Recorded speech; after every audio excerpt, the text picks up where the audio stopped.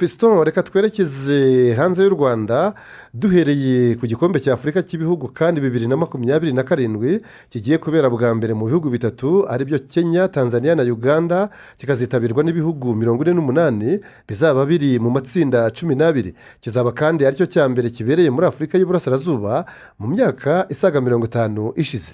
Impuzamashyirahamwe y'umupira w'amaguru muri Afurika CAF yamaze gutangaza ko imikino y'icyo gikombe izatangira ku itariki ya 19 z'ukwezi kwa gatandatu umwaka utaha, isozwe tariki ya 17 z'ukwezi kwa karindwi umwaka utaha nyine 2027. Nk'uko byanditswe na Foot Africa, Le Monde, African News, The New Times, Daily Nation, Chimp Reports, Jeune Afrique, CNews, Afrique Info, BBC, France 24, Radio Canada na TRT Africa, amatariki y'ikani 2027 igiye kuba ku nshuro ya 36 yemerejwe muri kongere ngarukamwaka ya 76 y'ishyirahamwe ry'umupira w'amaguru ku isi FIFA.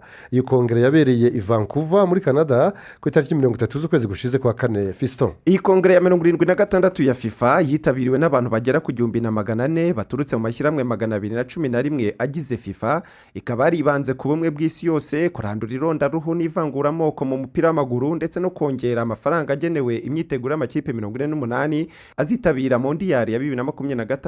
Iyi nyine igiye kuba, buri kipe ikaba arahawe miliyoni 2.5 z'amadolari y'Amerika avuye kuri miliyoni 1.5 z'amadolari y'Amerika. Iyi yari kongere ngarukamwaka ya kabiri ibereye muri Canada nyuma y'iya mbere yabereye mu mujyi wa Montreal mu 1976. Naho kuri kane 2027 ni ya kabiri ibereye muri Afurika y'Iburasirazuba nyuma y'iyo mu mwaka w'1976 yari ikinwe ku nshuro yayo ya 10, ikaba arabereye muri Ethiopia aho yitabiriwe n'ibihugu 8. Imiterere y'iyi kani ntiyari isanzwe kubera ko ari ryo rushanwa ritigeze rigira umukino wa nyuma umwe rukumbi, ahubwo amakipe 4 ya mbere Maroc, Guinea, Nigeria na Misiri yakinnye mu itsinda rya nyuma, aho buri kipe yahuye n'indi. Maroc yarangije iri tsinda iri ku mwanya wa mbere, bityo yegukana igikombe cya kane. Umukino wayihesheje icyo gikombe yawunganyijemo na Guinea igitego 1-1. Maroc yahise yegukana kani yayo ya mbere, naho Guinea ibi ya kabiri, ibintu itigeze yishimira kugeza n'ubu. Ibi kandi byongeye kugarukwaho nyuma ya kane 2025 iherutse kubera muri Maroc, aho yegukanywe na Senegal itsinze Maroc igitego 1-0 ku mukino wa nyuma. Ariko hashize amezi 2 CAF yafashe iki gikombe giha Maroc biturutse ku kavuyo karanze umukino wa nyuma wabaye tariki ya 18 Mutarama uyu mwaka. Fiston, reka twerekeze muri Tanzania aho perezida wa Kenya William Ruto yagiriye uruzinduko rw'akazi rw'iminsi 2 kuva ku wa mbere w'iki cyumweru nk'uko byanditswe n'ibinyamakuru hamwe n'ibitangazamakuru byiganjemo ibyo muri ibyo bihugu byombi nka The Citizen, Mwananchi, Ukweli Times, Daily News, The East African, Daily Nation, The Star Kenya, Nairobi News na The Standard. Bwana Ruto yari yatumiwe na mugenzi we wa Tanzania Madame Samia Suluhu Hassan mu ruzinduko rwibanze ku gushimangira ubufatanye bufite akamaro kanini mu nzego z'ingenzi zifasha iterambere. Aba bayobozi bombi banashimangiye akamaro ko gukomeza umubano mwiza hagati y'abaturage ba Tanzania n'abanyakenya ubwabo, umubano ugaragaza isano y'igihe kirekire mu mibanire n'umuco bafitanye. Uru ruzinduko rukaba rusize kandi Perezida Ruto ashimangiye umubano mu bya diplomasi ndetse yanashyizeho n'imihigo mishya mu bufatanye mu by'ubukungu hagati y'ibi bihugu by'ibituranyi. Mu byaganiriweho cyane harimo kongera ubufatanye mu bucuruzi, ishoramari n'ingufu.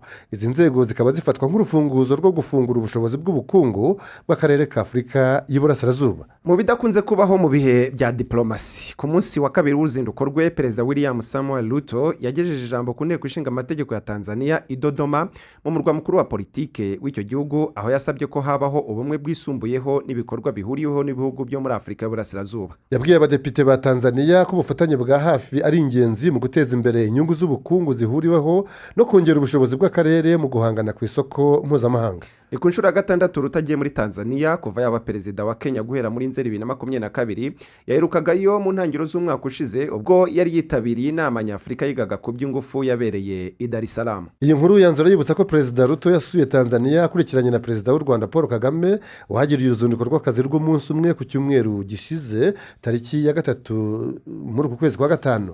Mbere yabo Perezida Yoweri Kaguta Museveni wa Uganda yari yarahagiriye nawe uruzinduko rw'akazi rw'umunsi umwe mu kwezi kwa 2 uyu mwaka mwaka Fiston. ubwo ukomoje kuri Uganda rero Jean Daniel, reka tunabasomere n'iyi nkuru yo muri New Vision, Daily Monitor, The East African, The Observer, Red Paper na The Independent, ivuga ko bari kwitegurira irahira rya perezida w'iki gihugu Yoweri Kaguta Museveni uretse kongera gutorerwa gukomeza kuyobora icyo gihugu mu yindi manda y'imyaka 5 iri imbere. N'ibirori biteganyijwe kuwa kabiri w'icyumweru gitaha bikazabira i Kampala mu murwa mukuru wa Uganda. Mu matora y'umukuru w'igihugu yabaye mu kwezi kwa mbere uyu mwaka, perezida Museveni yatsinze ku majwi arenga 71% ahigitse abandi bakandida 7 bari bahatanye nawe. Ishyaka rya NRM riri ku butegetsi ryatangaje ko ibirori byo kurahira kwe bizitabirwa n'abakuru b'ibihugu barenga 30 muri rusange, ngo bikazitabirwa n'abantu bagera ku bihumbi 40. Perezida Museveni tubutse ko ari ku butegetsi hariya muri Uganda kuva mu mwaka w'1986. Tujye muri Repubulika Iharanira Demokarasi ya Kongo. Perezida w'iki gihugu Felix Antoine Tshisekedi Tshilombo yakomoje kuri manda ya gatatu ndetse no kwisubikwa ry'amatora y'umukuru w'igihugu ateganyijwe muri 2028 mu gihe intambara yo mu burasirazuba bw'icyo gihugu ngo yakomeza. Ubu Tshisekedi uri ku butegetsi kuva muri 2019, manda ya kabiri azayisoza muri 2028. Mu kiganiro n'abanyamakuru kuwa gatatu w'iki cyumweru, ingingo ya manda ya gatatu yagarutsweho cyane nk'uko byanditswe n'ibinyamakuru hamwe n'ibitangazamakuru bitandukanye. Muri RFI banditse ko Tshisekedi yavuze ko yiteguye kwiyamamariza manda ya gatatu niba abaturage babishaka. Bisa n'ibiri muri Jeune Afrique kuko yo yanditse ko Felix Tshisekedi yagize ati, mu gihe abaturage bazifuza ko ngira manda ya gatatu nzemera. Muri Actualité CD bunzemo bati rwose niba rubanda ishaka ko nkora indi manda ya gatatu sinzigera nzuyaza mu kubyemera. Africa News nabo bati Tshisekedi yahishuye imigambi ye ya 2028. Radio Okapi yanditse ko Felix Tshisekedi adahakana ko yakwiyamamariza manda ya gatatu mu gihe ariko abaturage baba babyifuza, gusa yongeye gushimangira ko icyo ashyize imbere ya byose ari umutekano n'ituze by'igihugu. Tshisekedi ati sinigeze nsaba manda ya gatatu ariko ndabibabwiye, niba abaturage bashaka ko nkomezanya nabo muri manda ya gatatu nzabyemera. Yongeyeho ko ibyo byose bizashoboka habanje kubaho amavugurura y'itegeko nshinga kandi ko bitazigera bikorwa abaturage batabanje kugishwa inama binyuze muri referendum. Muri make yakuriye inzira ku murima abibwira ko hazaba amatora y'umukuru w'igihugu muri 2028 mu gihe ngo intambara yo mu burasirazuba bw'igihugu cye izaba itararangira. Mbese ngo ntibateze kujya mu matora badafite intara za Kivu zombi, iya ruguru n'iyepfo. Ubu byinshi mu bice byazo bikaba bigenzurwa n'ihuriro AFC M23 rirwanya ubutegetsi bwe. Ati niba tudashoboye kurangiza iyi ntambara birababaje kuko ntituzashobora gutegura amatora ya 2028. Suko nzaba nanze kuyategura, uburyo burahari, twashobora kuyategura rwose, ariko ntitwayategura tudafite Kivu ya ruguru na Kivu y'epfo. None se amatora twayategura dute? Nimurebe muri Ukraine, hashize imyaka 2 hari hakwiye kuba amatora. Isi yose yumvise ko Perezida Zelensky adashobora kuyategura. Hagati aho abatavuga rumwe n'ubutegetsi bwo muri icyo gihugu nka Martin Fayulu, Moise Katumbi, Deli Sesanga hamwe n'abayobozi ba Kiliziya Gatolika n'andi matorero ntibakozwa ibyo guhindura itegeko nshinga kuko basanga ngo ari kudeta yaryo. Batsimbaraye cyane ku ngingo yaryo ya 220 ibuza gukora ku gihe n'umubare wa za manda z'umukuru w'igihugu zitagomba kurenga 2 nk'uko biteganywa n'iryo tegeko nshinga ryo mu mwaka w'2026 ryavuguruwe muri 2010. By'umwihariko Deli Sesanga akimara kumva ibyavuzwe n'umukuru w'igihugu yaratoboye aravuga ati amayeri yose ashyizwe ku karubanda. Tshisekedi ashaka gukora ku buryo bweruye kugira ngo abone manda ya gatatu. Tuve i Kinshasa muri Repubulika ya Demokarasi ya Kongo tujye muri Sudani y'Epfo, aho Leta Zunze Ubumwe za Amerika zatangaje ko zidashobora gutanga amafaranga yo kwifashisha mu matora ateganyijwe mu mpera z'uyu mwaka mu gihe nta biganiro bya politike byigeze bibaho muri icyo gihugu. Iyi ni inkuru ya RFI na Africa News itangira ivuga ko ambasaderi wa Leta Zunze Ubumwe za Amerika muri Loni Mike Valtz yanengeye imbere y'akanama k'uyu muryango gashinzwe umutekano ku isi uburyo ibintu byifashe muri politiki yo muri Sudani y'Epfo, igihugu giteganya gukora amatora yacyo ya mbere kuva cyabona ubwigenge muri 2011 nyuma yo kwiyomora kuri Sudani Fiston. Sudani y'Epfo yakomeje kurangwa n'intambara nyinshi zahitanye abantu benshi. Nko mu byumweru bishize imirwano yongeye gukaza umurego hagati y'ingabo za leta zishyigikiye Perezida Salva Kiir n'imitwe yitwaje intwaro itavuga rumwe na leta ishyigikiye Riek Machar wahoze ari visi perezida we. Uyu Machar yahagaritswe ku mirimo ye ndetse ubamaze umwaka afungiwe iwe mu rugo ruherereye mu murwa mukuru Juba. Ubutegetsi bwa Perezida Kiir bumushinja ibyaha by'ubugambanyi, ubwicanyi n'ibyaha byibasiye inyokomuntu. mu mpera z'ukwezi gushize guverinoma ya sudani y'epfo yatangaje ko yiyemeje gukoresha ayo matora y'amateka uko byagenda kose, ariko kuri leta zunze ubumwe za amerika hari ibyo zisaba mbere na mbere, harimo kurekura imfungwa za politiki no kugirana ibiganiro n'abatavuga rumwe n'ubutegetsi bw'iki gihugu ubu gifatwa na loni nk'ikigeze ku manga. iyi nkuru yanzura ivuga kandi ko leta zunze ubumwe za amerika ziteye impungenge n'uko nta myiteguro ifatika iri kugaragaraho muri sudani y'epfo, zongeraho ko bitaba ari byiza ko amafaranga ava mu misoro y'abaturage bo mu bindi bihugu ashorwa muri gahunda y'amatora ya sudani y'epfo mu gihe iki gihugu ubwacyo kidafata iya mbere ngo gishyiremo amikoro yacyo. duhindura ingingo. Fiston, muri Senegal bari mu myiteguro yo kwizihiza ku buryo bukomeye isabukuru y'imyaka 100 y'amavuko y'uwahoze ari perezida Abdoulaye Wade kuva muri 2000 kugeza 2012. RFI na CNN News byanditse ko ku itariki ya 29 z'uku kwezi kwa gatanu aribwo umukambwe Wade azaba ahuha kuri buji 100 zihwanye n'imyaka 100 azaba amaze abonye izuba. Mbese ageze kuri iyi si ya rurema. Kubera ko iyo tariki y'amavuko yegeranye cyane n'umunsi mukuru w'igitambo Eid al-Adha mu idini ya Isilamu uzwi nka Tabaski muri Afurika y'Uburengerazuba, guverinoma ya Senegal yimuriye ibirori bidasanzwe byo kumuha icyubahiro ku rwego rw'igihugu ku matariki ya 4 n'eshanu z'ukwezi gutaha kwa gatandatu. uretse kuyobora Senegal mu gihe cy'imyaka 12, Abdoulaye Wade yagize uruhare rukomeye muri politiki y'iki gihugu, dore ko ari we washinze ishyaka rya mbere ritavuga rumwe n'ubutegetsi hari mu mwaka w'1974 ubwo Senegal yategekwaga na perezida wayo wa mbere Léopold Sédar Senghor. iryo shyaka yashinze ni PDS, Parti Démocratique Sénégalais, n'ubu kandi niwe ukiriyoboye. Mu kwizihiza imyaka 100 y'amavuko, abanyasenegali bazanasuzumira hamwe umurage yabasigiye muri politiki, dore ko ngo ari we wabaye perezida wa mbere watangiranye no gusimburana ku butegetsi binyuze mu mpinduka za demokarasi aho muri Senegal hari mu ntangiriro z'iki kinyejana turimo cya 21. Icyo gihe yari umusaza w'imyaka 73 y'amavuko, ari nawe wari ukuze cyane ugiye muri uwo mwanya w'umukuru w'igihugu cya Senegal. umwe mu bavugizi b'ishyaka rye Madame Nafissatou Diallo ati yateje imbere Senegal ijyana n'ibihe by'isi ya none, kandi igihe ishyaka rye rimaze usanga ari umuntu w'icyitegererezo ku mugabane wacu wa Afurika. Ntabwo akiri Abdoulaye Wade wa PDS gusa, ibye birarenze. ibirori byo kumuha icyubahiro bizayoborwa na perezida w'ubu uyoboye Senegal nyine muri iki gihe Bassirou Diomaye Faye.